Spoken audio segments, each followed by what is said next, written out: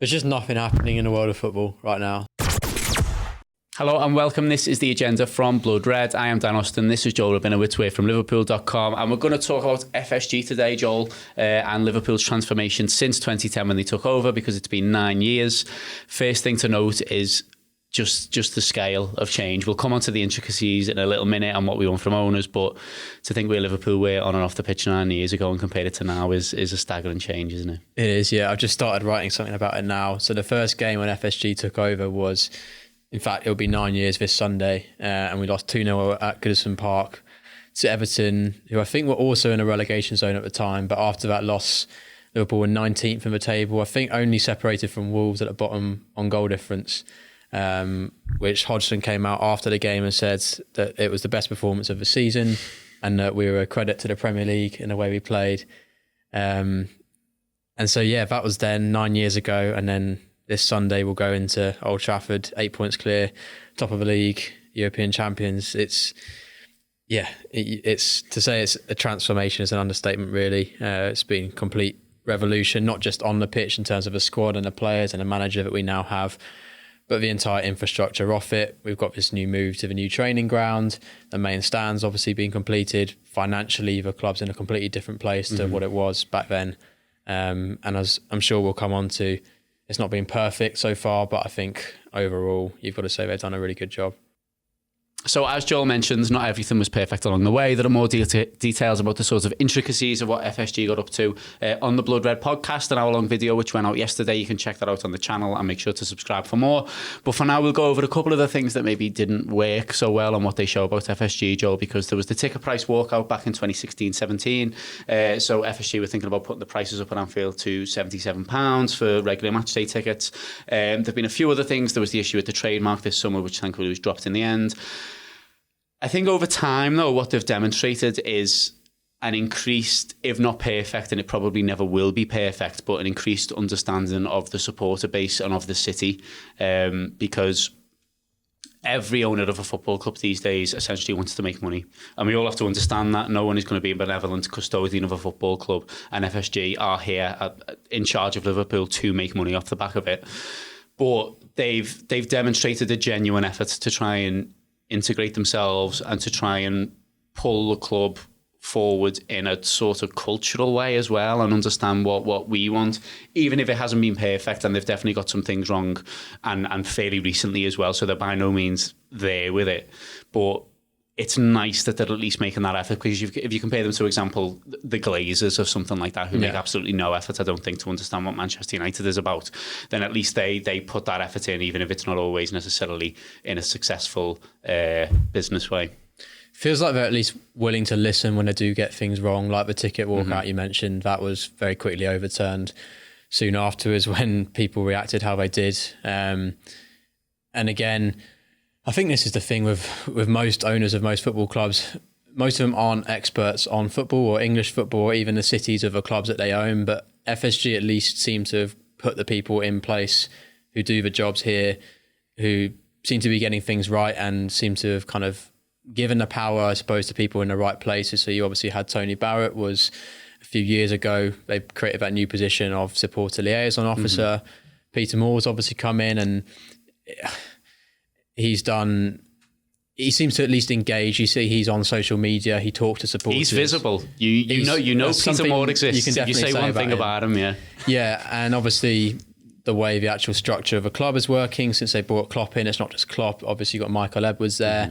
And from what you seem to hear, there's obviously people see probably John Henry as the face of FSG, but there's obviously Tom Werner and Mike Gordon. I think it's Gordon, the one that Klopp has supposedly got quite a close personal relationship with, who supposedly speaks with Gordon on the phone every week with Michael Edwards. So it seems like they're not just kind of complete absentee owners who are just sitting in some office in Boston and just kind of let everyone over here get on with it. It seems like they are at least engaged and interested. And as I said, when they have got things wrong, there seems to be some sort of effort to kind of listen to people, I suppose, and act upon that. Definitely. And it's important as well, I think, when we talk about FSG, to think about what we actually want from the owners of our football clubs.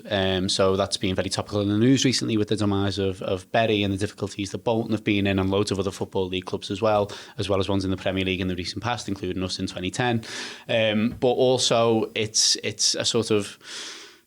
It's always on the top of the news agenda because someone will be overtaken by an oil state, or someone's up for sale. Newcastle are in the news every sort of month or so, linked with someone from somewhere around the world who wants a stake in them and might actually won't let them go, and so on and so forth. So it's, as much as we like to pretend, or we like to think of football at least as about the on-pitch stuff as much as possible, we can't ignore the industry aspect. And by and large now, football clubs are owned by states, by sort of individual madcap businessmen, or by hedge funds. We're owned by an American-owned hedge fund. And it seems that although we'd all absolutely adore the supporters to own the football club, and there may politically in the near future be a world where supporters are automatically placed on a board, for example, with a minor stake in a club, it's not going to happen that Liverpool supporters are going to be able to pay £2 billion to buy Liverpool Football Club and own it 100%. So that dream isn't realistic. In terms of what we actually want then for Liverpool, we probably couldn't realistically ask for much better than what we've got at the minute. That can always change. But the fact that they show a willingness to learn, the fact that they seem to actually want to make strides in the city as well in terms of bits and pieces of redevelopment around Anfield. They've done really good work with the LFC Foundation, even though it isn't necessarily publicised an awful lot. In comparison with PSG, Man City, United, different places like that, Newcastle too, for a British owner, we probably couldn't realistically ask for much more than we've got right now. Is that right? I think that's fair, yeah. I think it definitely feels like they've got their head screwed on in terms of like, they've obviously got the experience of doing it as well with another big sports franchise. Obviously, they own the Boston Red Sox, and I think as much as we are waiting nearly 30 years for a league title, I think theirs was...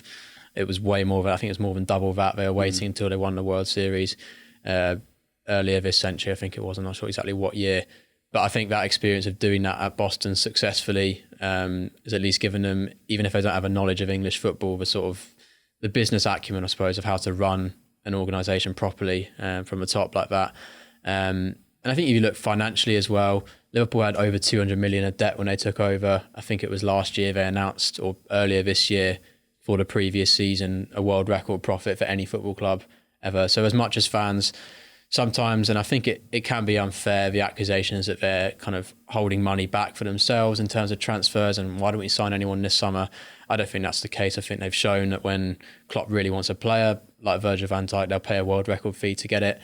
But they are sensible. They don't throw money around kind of without a plan, I suppose. It all feels very measured and very long term. And that's why off the pitch as well as on it, we seem to be in such a healthy place right now. And I think you make a good point there about kind of other clubs. You see the trouble that United fans have with the Glazers and Newcastle and the various kind of, I suppose, moral questions with the City ownership and PSG.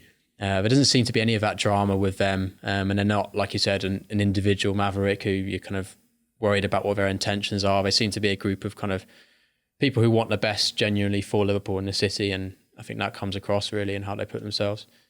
Well, let's hope that the on and off the field success continues under FSG and Jurgen Klopp.